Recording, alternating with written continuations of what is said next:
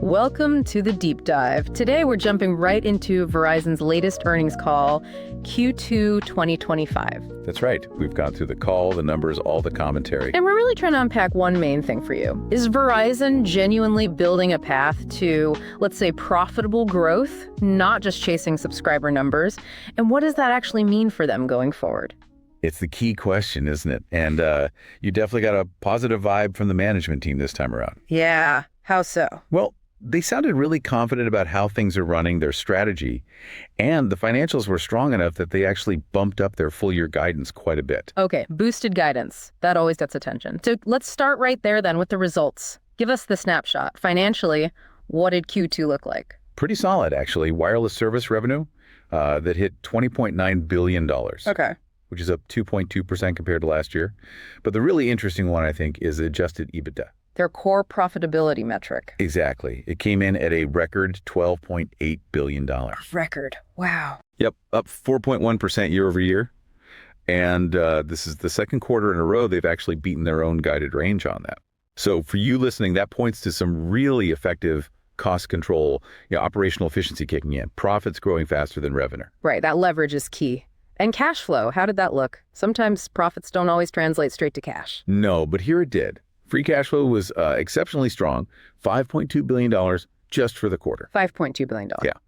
Brings the total for the first half of the year to $8.8 billion. That's actually $300 million more than the first half of 2024. Okay, so plenty of cash generation. What about overall revenue? Consolidated revenue also saw a nice jump, $34.5 billion for the quarter. Which is up 5.2% year over year. A lot of that driven by that wireless service revenue we mentioned, but also, interestingly, a big jump over 25% in wireless equipment revenue.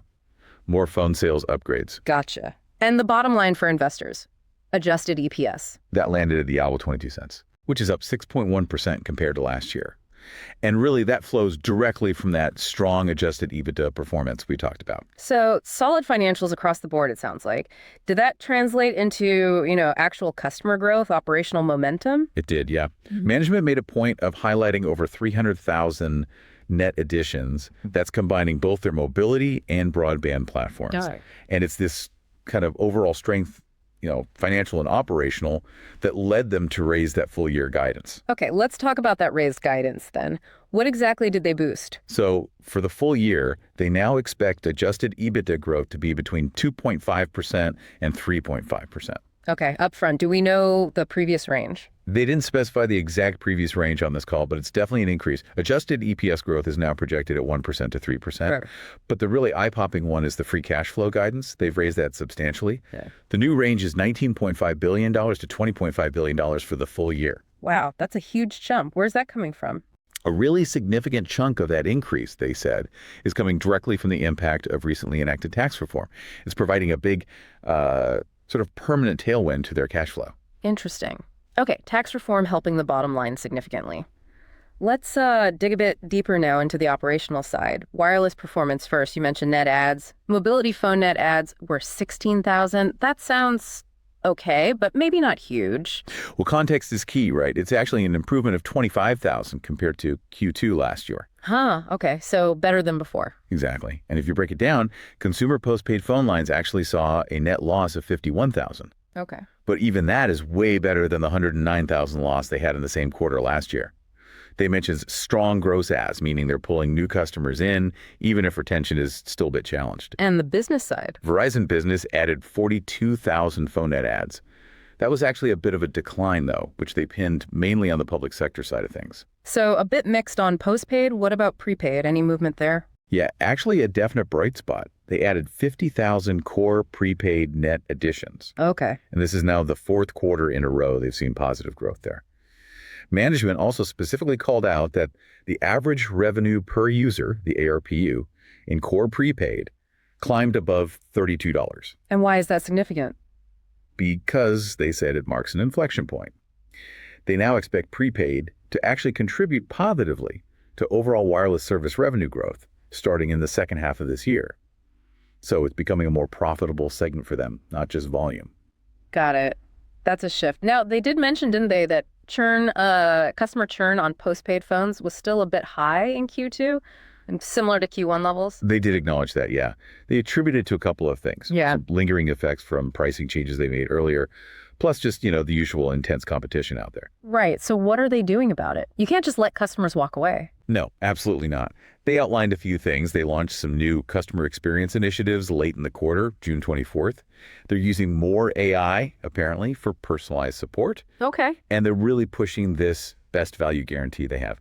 An interesting side note, they also mentioned observing lower churn rates in areas where their C-band 5G network is more built out. Ah, connecting network quality directly to loyalty. That makes sense. For you listening, C-band is that key mid-band spectrum, good speed, good coverage balance. Exactly. It underscores how important that network investment is for keeping customers happy. And what about phone upgrades? Were people buying new phones? That had been trending down for a while, hadn't it? It had, yeah. Down for 8 of the last 9 quarters, I think they said. But Q2 saw an uptick. Upgrades were actually up 14% across the first half of this year compared to last year. Okay, a reversal there. Yeah, and they're forecasting mid-single-digit growth in upgrades for the full year. So seems like their offers, or maybe just the timing, is starting to encourage people to upgrade again. Okay, let's switch gears from phones to broadband. Fixed wireless access, their FWA home internet product, that seems to be just continuing its strong run. Oh, absolutely. It's a real engine for them right now. They added another 278,000 FWA net additions in Q2. Wow. Bringing the total base to Over 5.1 million subscribers now. Okay. Which puts them very much on track, they said, for their longer-term goal of hitting 8 to 9 million FWA subs by 2028. And Fios, their traditional fiber internet. Still solid. Delivered 32,000 net adds. That's actually slightly better than the 28,000 they added in Q2 last year. Right. And they're continuing the build-out on track for 650,000 new Fios passings this year, making it available to more homes. I think I also saw something about a specific solution for apartment buildings, MDUs. Yeah, the multi-dwelling unit solution. It's been in trials, but they said it's now moving beyond that and starting to scale up in the second half of this year. Yep. They expect it to be a much bigger contributor in 2026. It offers up to gigabit speed, so it's a way for them to really compete for those apartment dwellers, a market often dominated by cable. So underlying all this mobility and broadband growth is the network itself. How's the build-up progressing there? C-band, fiber. According to them, both are running ahead of schedule. Always good to hear. Definitely. The C-band deployment, they're on track to cover 80–90% of the sites they planned by the end of this year. And nearly all those sites are now standalone capable, meaning they don't need to rely on the older 4G network core. More efficient, better performance potential. Exactly. And the fiber build is also tracking ahead of plan.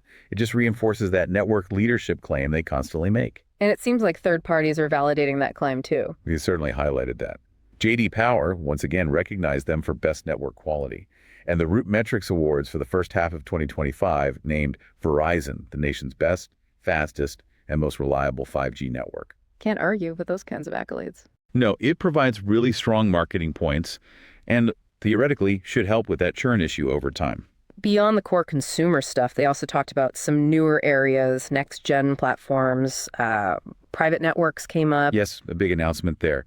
They signed a landmark deal in the UK at the SAMS Freeport. They're deploying multiple private 5G networks there. And what will those networks be used for? Supporting a huge multi-billion-dollar regeneration project, things like using AI, real-time logistics management. It's a great example of enterprise-level 5G moving beyond just faster phone speeds. Right, showing the industrial applications. And what about AI itself? They have these AI Connect offerings. Yeah, apparently the sales funnel for AI Connect has almost doubled just since they launched it earlier this year. It's now around $2 billion. Doubled. Wow, what's driving that? It just highlights the massive demand for high bandwidth fiber capacity. AI needs tons of data, and as AI moves more towards the edge, closer to where data is generated and used, you need robust networks. And Verizon feels well positioned there. They definitely think so. Their existing fiber infrastructure, they argue, is perfectly suited to support this AI evolution. It could be a significant differentiator for them. Okay. And one last operational point, the big Frontier acquisition. Any update on the regulatory side? When does that close? Process seems to be moving along smoothly. They said approvals are progressing as planned for an early 2026 close. Okay. They've already got the green light from 8 states, plus the FCC and the Department of Justice. So most hurdles cleared. Seems like it. Management sounded really enthusiastic about Frontier's own performance and how it's going to basically supercharge Verizon's fiber expansion and overall broadband growth strategy once it's integrated. They promise a more detailed update on strategy and capital plans closer to the closing date. Got it. Okay, so we've covered the numbers, the wireless details, broadband network. Let's pull back a bit. For you listening, what's the bigger strategic picture here? What does this all signal about Verizon's approach? I think the main theme hammered home on the call was financial discipline. Management kept stressing their commitment to profitable growth, explicitly saying they're prioritizing that over just chasing subscriber volume at any cost. Especially in such a competitive market. Exactly. You see it in how they talk about being selective, focusing on high-quality customers who are likely to be more profitable in the long run. It's a clear strategic choice. Quality over just quantity. And does that discipline show up in how they plan to use their cash, their capital allocation? Yes, they reiterated their framework there and said it's unchanged. The priorities are, first, invest strategically in the mobile and broadband networks to keep that leadership position. Makes sense. Second, support the dividend. They highlighted 18 straight years of dividend increases, which is obviously important to many investors. A long track record. And third, aggressively pay down debt. They put their money where their mouth is on that one, too. Paid down almost $3 billion in net unsecured debt just in the first half of this year. That debt reduction is significant. And that ties back to the tax reform benefit you mentioned earlier, that $1.5 to $2 billion boost. How much does that accelerate things? It's a huge help. They called it a substantial and permanent boost to free cash flow. Permanent, okay. Which directly speeds up their timeline for hitting their target leverage ratio. That's the debt to EBITDA goal. And crucially, they hinted this could pave the way for share buybacks after they hit those debt targets. So potential for more direct shareholder returns down the line beyond the dividend. Exactly. It de-risks the balance sheet faster and gives them more options. So it sounds like a multi-pronged strategy then, competing across different segments. Absolutely. They talked about an integrated approach, using different brands, refreshing their main brand identity, and constantly investing in the network. The idea is to compete effectively everywhere, from giant enterprise clients down to individual prepaid users. And how are they managing to deliver the strong profits and cash flow while still investing heavily and facing all this competition? Is it just the revenue growth?